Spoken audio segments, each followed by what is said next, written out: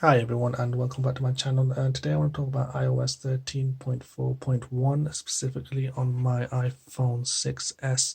Now I've had it for a couple of weeks now and I just wanted to give my quick thoughts on what was fixed and how it's just generally running on my 6s.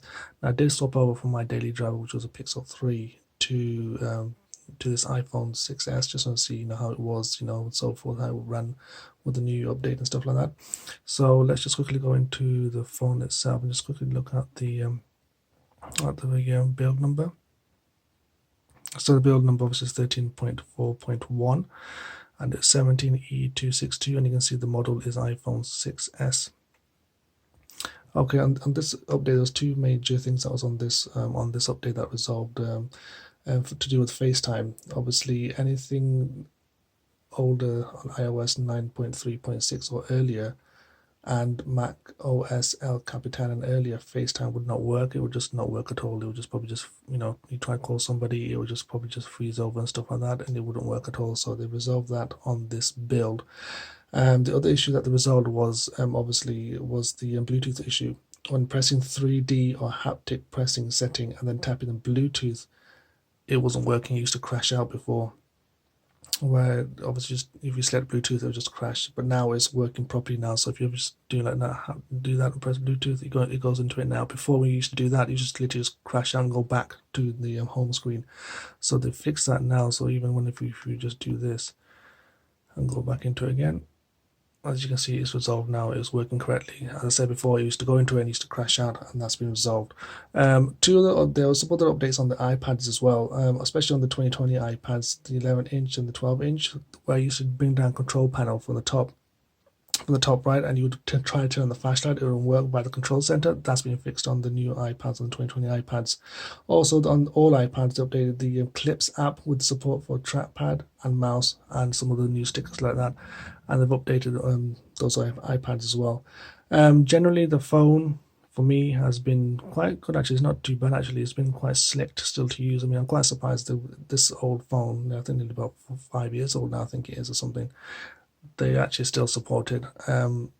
You wouldn't get that anywhere else on any other manufacturer, so I'm quite surprised they still support this device and how well the software has been optimized for these, for the older device. Of course, you've got the newer devices, the iPhones 11 and 11 Pros and Pro Max or whatever, and obviously the software is optimized for them, but you can easily forget about the software on the later older models. But obviously, with Apple, obviously they've actually sustained it, and they've actually built up a great ecosystem and a great software support for older phones, and it really still really works quite well, and it's still quite fast as well. I mean, just to bring up information just like that, even doing from the top down, drop down, it works. There's no lag, there's no stuttering. Actually, even going on to websites, and it still loads fast. For a chip this old and a phone this old, it still loads really well, and I'm quite surprised by it. Um, there's no lag, there's nothing, and the software is down to the software itself, how well they've optimized it for, like I said, for the older phones, and it's really, it was really well, built and stuff like that. I can see why people still hold on to these older phones for this specific reason. Obviously, they get these updates that keep coming through from Apple, and it's optimized well. And it's just great having it. I've used it like a couple of days and so forth, and it's been still a joy to use, and it's no stuttering, there's no lag, there's no nothing, and everything just works. Obviously, you get bugs on it and so forth like that, but that's expected sometimes. Obviously, and they release fix and so forth, and they're still getting it. Obviously, so it's still great to use. I'm still enjoying using it, actually, to be honest. And if you just look at the on the battery,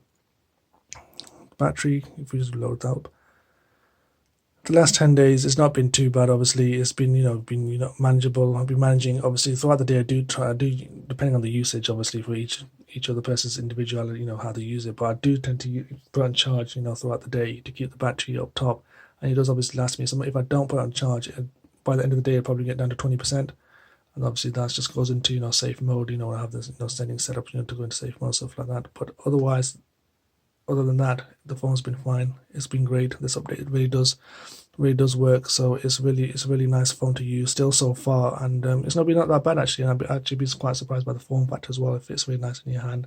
But generally, the software has been really good, and yeah, great job, Apple.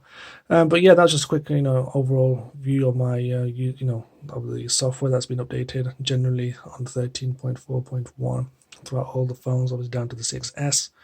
And just general usability is, has been really great. Like I said, there's not been no problem at all, no stuttering, or nothing like that. It's been really good. But that was just a quick overview of the phone anyway. But yeah, if you enjoy this video, subscribe to my video, please. Give a like, and if you any comments or you know anything else, you want to know anything else about the 6S, generally has been used, throughout, how I used it and how the battery has been, leave a comment at the bottom below, and I'll see you in the next one.